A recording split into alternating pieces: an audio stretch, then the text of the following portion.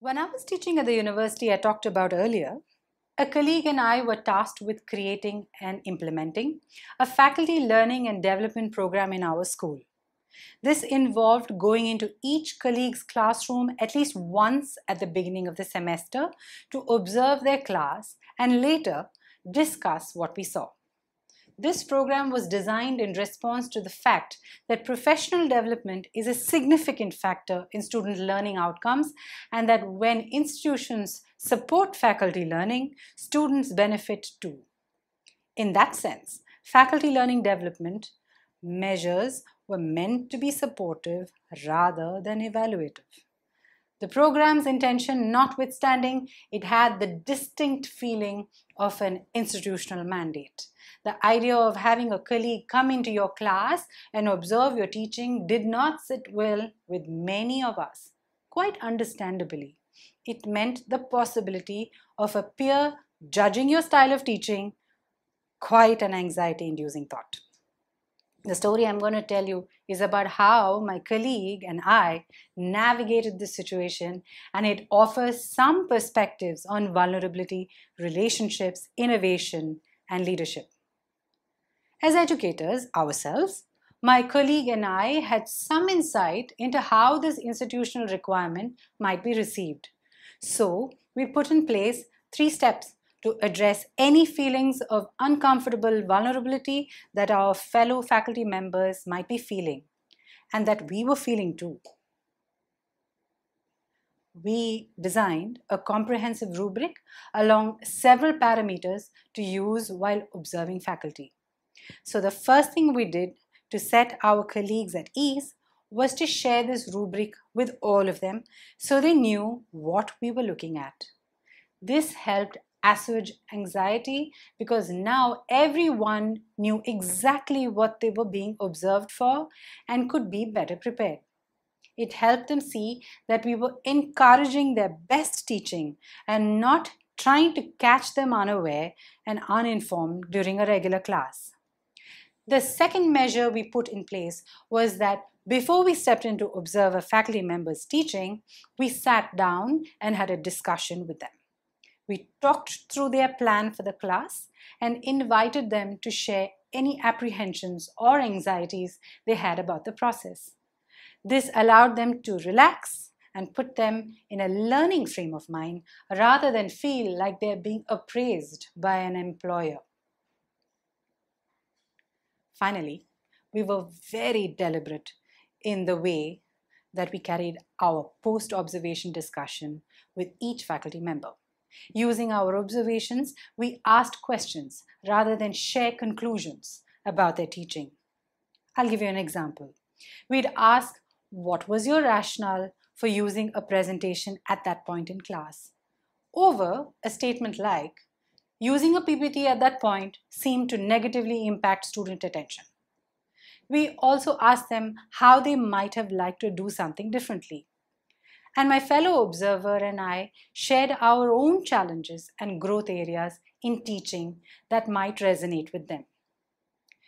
Without these carefully thought out steps, I feel our colleagues may not have experienced the aim of this exercise as genuine. They may not have experienced it as a learning exercise, but rather a hogwash of sorts. We found that our observations opened learning for our colleagues rather than leaving them with fixed and crystallized conclusions about their teaching.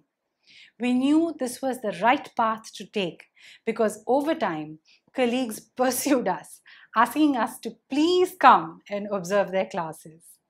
While all these steps were crucial to creating an environment of acceptance that welcomed vulnerability, I would say that it was the third aspect of our approach that really pushed faculty learning and development onto less fraught terrain. Sharing our own challenges and anxieties really helped make it feel less like an assessment task for the faculty members we observed.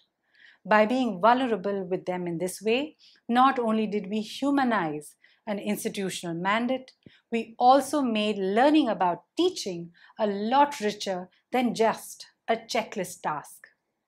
With our unique approach, we ended up creating a truly innovative way to conduct an otherwise clinical exercise and lead a vulnerability embracing approach to faculty learning and development. A quote by graphic designer and filmmaker Marina Willer explains how vulnerability impacts creativity. Feeling vulnerable makes you face the experience fully and almost embrace it. Those moments can bring a lot of creativity and make ideas flourish. I think when my colleague and I got in touch with our own vulnerability about observing someone teach, we got creative. We had to really think about how it would feel for our fellow educators and then develop an approach that had empathy built right into it.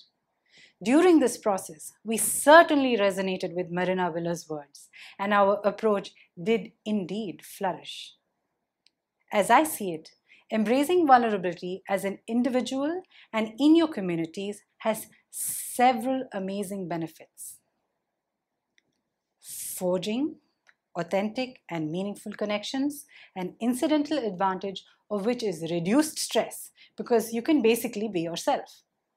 Secondly, becoming comfortable with seeking help. Thirdly, getting better at self-awareness.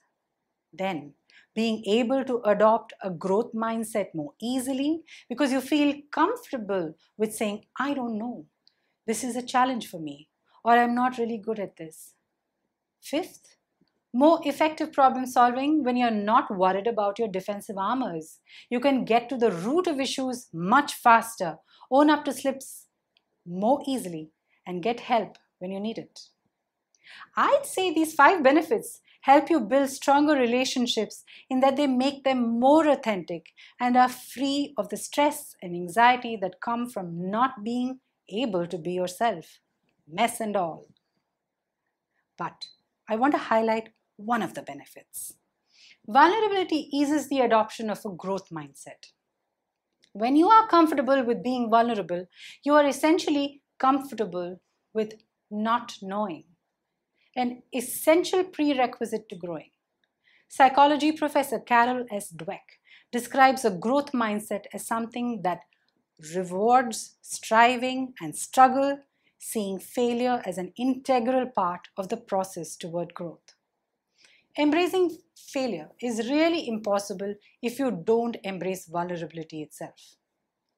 Embracing a growth mindset which is enabled by comfort with vulnerability has been linked with several positive mental health outcomes. In one study with 2,505 freshmen at a university in China, students in the group that adopted the growth mindset scored significantly lower on mental health issues and life stressors. So, what are some things you can do as a family, a team, a creative project, or a leader to harness the power of vulnerability? 1. Lean into vulnerability. It's become very natural for us to present a put-together image of ourselves. Leaning into vulnerability would mean consistently being open with your failures and mistakes instead of feeling ashamed about them. 2. Practice being vulnerable. This implies risking being seen for who you are. And so, this also means a practice of courage. For example, at work, saying you don't know something in an area that you are experienced or qualified in, but are open and committed to learning about. 3. Consciously embracing vulnerability, which means you walk in awareness of its benefits and communicate the intention to reap them. For example, you could actually share that a situation brings up feelings of inadequacy or shame, but you would like to share about it and get used to the idea of learning from embracing vulnerability. 4.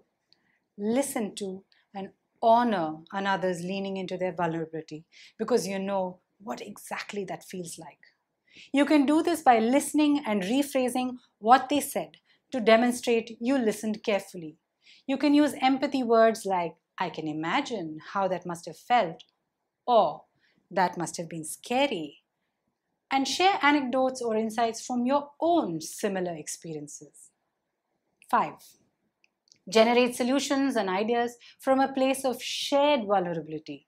If you go back to the story of the teaching observation exercise, you'll realize that getting in touch with your own vulnerabilities and tuning into your colleagues around having your teaching watched made us put the effort into making the exercise into an emotionally safe, non-judgmental, growth-supporting one. Of course, this is easier said than done, which is why much of the thinking and research on vulnerability and its importance emphasizes creating cultures that value vulnerability. It's important to remember that the tips I just spelled out are not just for individuals, but for groups as well, your classroom, family, or workplace. A business development consultant, Benj Miller, draws on Brené Brown to share that companies that embrace vulnerability end up creating work environments that promote empathy, trust, innovation, inclusion, and equity, engage in rather than avoid difficult conversations, problem solving, feedback, and ethical decision making. These factors ultimately lead to thriving organizations. As two researchers on organizations, Gretchen Spritzer and Kathleen Sutcliffe, put in a 2007 paper titled Thriving in Organizations, a group, unit, or organization is thought to thrive when the collective is both learning and energized. Thriving collectives are not afraid to try new things, take risks, and learn from mistakes. They build capabilities, that is, sets of routines, and new competencies from their learning. This collective capability can be used to respond to the demands of an unpredictable world. A thriving collective is also energized, energy which contributes to the collective capacity to cope with obstacles, challenges, setbacks, and failures, and to persist in their efforts. Not afraid to try new things, taking risks, and learning from mistakes. Can you imagine being able to do any of these if you didn't inherently value and embrace vulnerability? If you're a teacher, be sure to try out the 2 activities I've included in this course. Creating daring classrooms is for educators to explore how they can make their classroom a connection-rich space that draws in the power of vulnerability. The second activity, the vulnerability mixer, can be used by any group, family, friends, or in the workplace to have more authentic conversations. I hope you'll try these activities, and I'd love to hear about any insights you have on the discussion board of this course. Before we wrap up, let's do a recap of the earlier lessons in this course. In the first lesson, we looked at what it takes to embrace vulnerability and how a lack of self-compassion and courage can sometimes get in the way of doing so. Some key perspectives to remember from this lesson are to lean into vulnerability, which is to say, deliberately stay with and show vulnerability. Be cognizant of the fact that hurt can close you up in different ways, so use this to stay open and understand what boundaries you'd like to draw so that you can feel safely vulnerable. In the second lesson, we looked at how vulnerability contributes to your well-being on individual and social levels.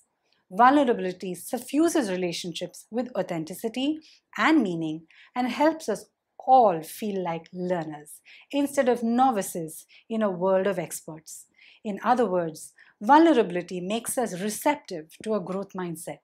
Individuals and communities that seek holistic well-being must be open to growth. And finally, in this third lesson, we looked at how the power of vulnerability can impact creativity, work, and relationships. Being vulnerable can seem scary at first, like revealing your most tender spots to a world that isn't always kind. But I've learned from both research and personal experiences that vulnerability is worth it. It creates rich, authentic relationships, inspires a true expression of creativity, and makes insightful, powerful leaders Conversations and cultures that value vulnerability can be very rewarding and support your personal growth in ways that are non-shaming and nourishing. I'm Pallavi Phatak, an education professional and lifelong learner. It has been wonderful to explore and share the wonderful gifts that vulnerability has to offer. Thank you so much for joining me.